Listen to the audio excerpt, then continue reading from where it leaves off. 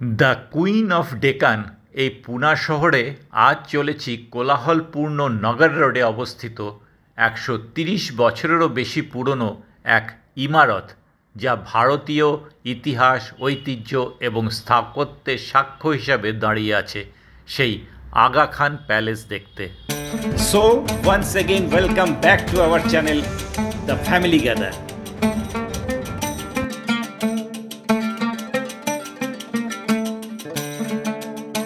এই প্যালেসে প্রবেশ মূল্য ভারতীয় নাগরিকদের জন্য ২৫ টাকা এবং বিদেশিদের জন্য ৩০০ টাকা, আর ১৫ বছরের নিচে বাচ্চাদের জন্য কোনো এন্ট্রি ফি নেই। এখানে গেটের ভেতরে ঢুকে টিকিট কাউন্টারে গিয়ে টিকিট অনলাইনে কাটতে হয়। প্রতিদিন সকাল ৯টা থেকে বিকেল ৫:৩০ অবধি খোলা থাকে। ন্যাশনাল হলিডেজের দিনগুলো বন্ধ থাকে।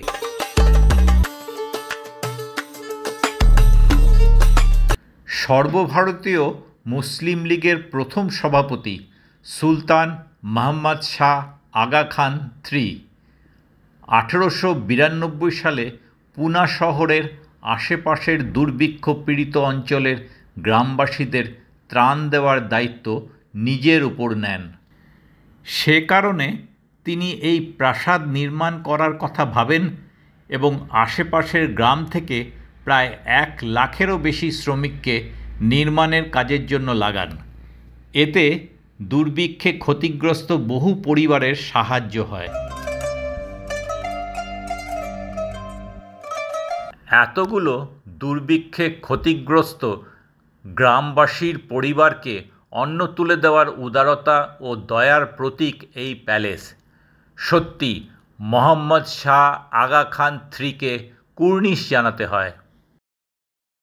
প্রায় ৫ বছর ধরে ১৯ একর জমিতে এই প্রাসাদ নির্মাণের কাজ চলে এবং সেই সময় তার খরচ হয়েছিল প্রায় ১২ লক্ষ টাকা।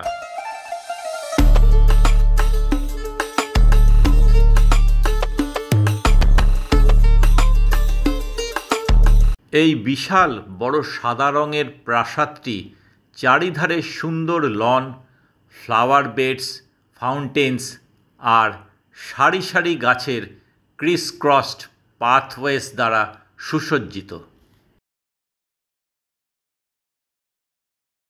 প্রাসাদটি তার সুন্দর ল্যান্ডস্কেপের জন্য অতি পরিচিত। এই প্রাসাদে অস্কার বিজয়ী বিখ্যাত সিনেমা গান্ধী আর ২০০২ সালে the legend of Bhagat Singh চিত্রায়িত হয়েছিল। আজ এই আগা খান প্রাসাদ গান্ধী ন্যাশনাল মেমোরিয়াল সোসাইটির সদর দপ্তর।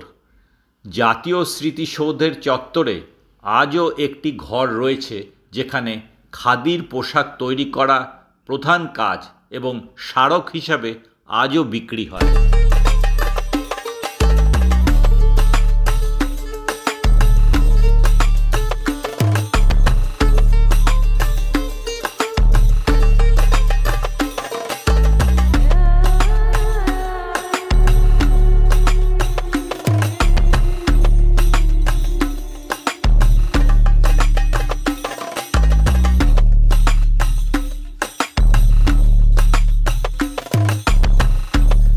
Aga Khan প্যালেসের architecture Indo European শৈলীর মিশ্রণ। একটি সুসজ্জিত বাগানের উপর দাঁড়িয়ে আছে ইটালিয়ান আর্চের সাথে ৬টি গ্যালারি ও 2.5 মিটার চওড়া করিডোরগুলি। এই দোতলা প্রাসাদটিতে ইউরোপিয়ান অ্যান্ড ইন্ডিয়ান সাংস্কৃতিক সংমিশ্রণকে প্রতিফলিত করে। সেই সময়কার স্থাপত্যের নিপুণতা দেখলে অবাক হতে হয়।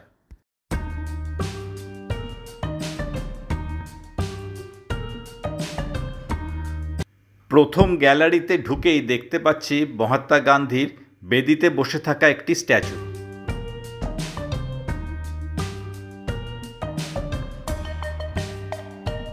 দেওয়ালে রয়েছে বিভিন্ন পর্যায়ে স্বাধীনতা সংগ্রামের চিত্রিত করা বেশ কয়েকটি চিত্র।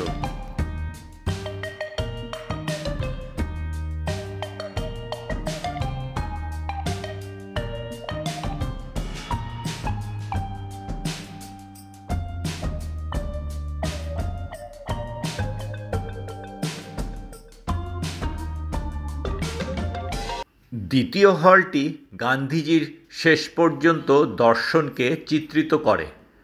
জন রাস্কিনের বই আনটু দিস লাস্ট থেকে গভীরভাবে অনুপ্রাণিত হয়ে তিনি সকলের উত্থানের ওপর একটি দর্শন গড়ে তুলেছিলেন। তার দর্শনের আদর্শ এখানে তার মূর্তির মধ্যে প্রতিফলিত হয়েছে, যেখানে দেখানো হয়েছে তিনি এক হরিজন শিশুকে কোলে তুলে নিচ্ছেন। এটি তৃতীয় হলঘর। সরোজিনী নাইডুকে ভারত ছাড়ো আন্দোলনের জন্য এখানে গৃহবন্দী থাকতে হয়। তিনি গৃহবন্দিত্বের সময় এই হলটি ব্যবহার করেছিলেন।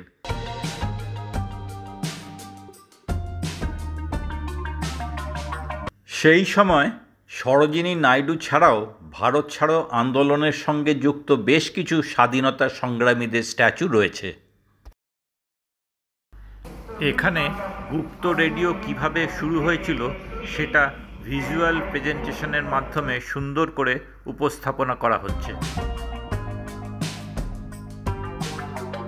এই হলের দেওয়ালে স্বাধীনতার সময়কার পেইন্টিং, ফটোগ্রাফ এবং সংবাদ ক্লিপিংস প্রদর্শন করা আছে।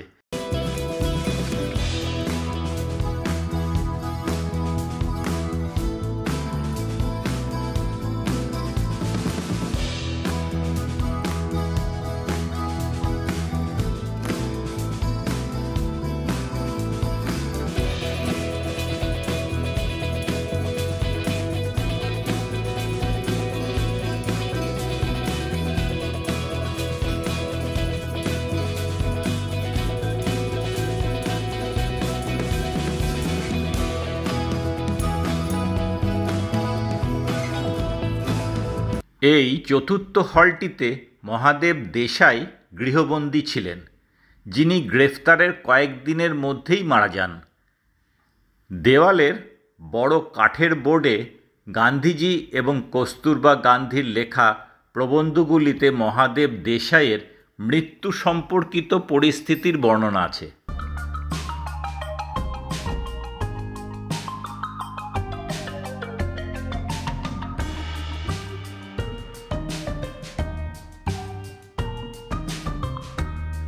পঞ্চম হলটিতে গান্ধী এবং তাঁর স্ত্রীর প্রতিকৃতির পাশাপাশি তাঁদের ব্যক্তিগত জিনিসপত্র রয়েছে, যা কাঁচের দরজার ভেতর দিয়ে দেখতে হয়।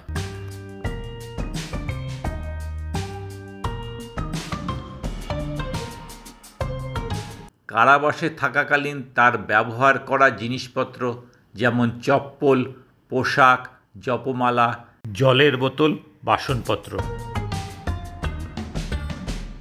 যে টেবিলে বসে গান্ধীজি এবং তার স্ত্রী খাবার খেতেন তার ব্যক্তিগত সংগ্রহ, ছবি, চিঠি ইত্যাদি রাখা রয়েছে। 6 নম্বর গ্যালারিতে ঢুকছি। এখানে গান্ধীজি ও তাঁর স্ত্রী কস্তুরবা গান্ধী কারাবাসে থাকাকালীন থাকতেন। এখানে স্বাধীনতা সংগ্রামের সাথে যুক্ত কস্তুরবা গান্ধীর জীবনের অবদানগুলি ऑडियो ভিজুয়ালের মাধ্যমে দেখানো হচ্ছে। स्वतंत्रता के आंदोलन के लिए खोल रखा, बल्कि उन्होंने हर कदम पर अपने पति का साथ दिया। जब गांधी जी जेल में जाते थे तो वो उपवास रखती थी, अपने पसंद की चीजें का त्याग करके एक सत्याग्रही के रूप में सामने आई। 1944 में देश में स्वतंत्रता के लिए उत्तेजना का माहौल था।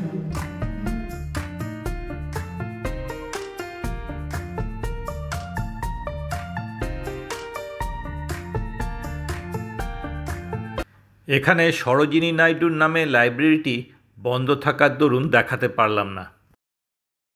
2003 সালে archaeological survey of India ASI Aga Khan প্রাসাদকে জাতীয় গুরুত্বপূর্ণ ঐতিহাসিক স্মৃতিস্তম্ভ হিসাবে ঘোষণা করে।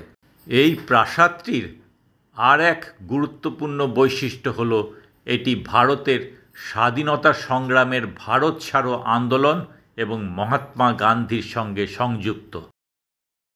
ভারত ছাড়ো আন্দোলন শুরু হবার পর মহাত্মা গান্ধী, তার স্ত্রী কস্তুরবা গান্ধী এবং তাদের সচিব মহাদেব দেশাইকে 1942 সালের আগস্ট থেকে 1944 সালের মে পর্যন্ত প্রায় 2 বছর এখানে বন্দী রাখা হয়। এই কারাবাসের সময় কস্তুরবা গান্ধী এবং মহাদেব দেশাই দুজনেই তাদের শেষ নিঃশ্বাস ত্যাগ করেন এবং তাদের সমাধিস্থ করা হয় এখানে। এখানেই মহাত্মা গান্ধী 26শে জানুয়ারি 1943 এবং 1944 সালে ভারতীয় পতাকার আগের সংস্করণটি উত্তোলন করেছিলেন।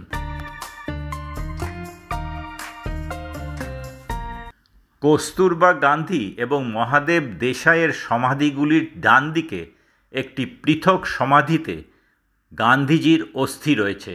গান্ধীজিকে যখন নয়াদিল্লির রাজঘাটে দাহ করা হয়েছিল তখন থেকে তাঁর অস্থি এখানে রাখা আছে।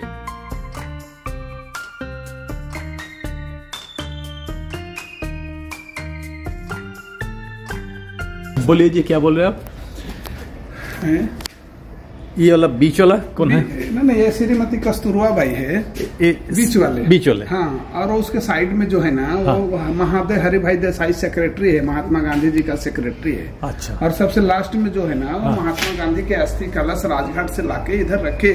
अच्छा, राजघाट से यहाँ पर लाके रखे। हाँ, गांधी जी 21 महीना नजर कैद करके आगा खान पैलेस में थे वो। अच्छा। 21 महीना के बाद जब इनको रिहा हुआ था तो गोडसे ने दिल्ली में गोली मारा था। अच्छा। आगा खान साहब ने उनको मददगार में यहाँ थे, उनको लाके अस्थि रख दिए, क्योंकि उनकी वाइफ और सेक्रेटरी की वजह से वो अस्थि लाए थे। ঐতিহাসিক স্থাপত্য আর স্বাধীনতা আন্দোলনের গুরুত্বপূর্ণ ঘটনার প্রতীক এই প্রাসাদে সারা বছর প্রচুর পর্যটকদের ভিড় লেগেই থাকে সমাধিগুলিতে শ্রদ্ধা জ্ঞাপনের জন্য।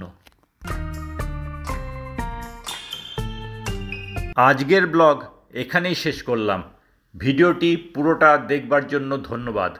আবার দেখা হচ্ছে পরের ব্লগে পুনার কোনো এক নতুন জায়গাতে। সঙ্গে থাকুন, দেখতে থাকুন আমাদের চ্যানেল দ্য ফ্যামিলি গ্যাদার।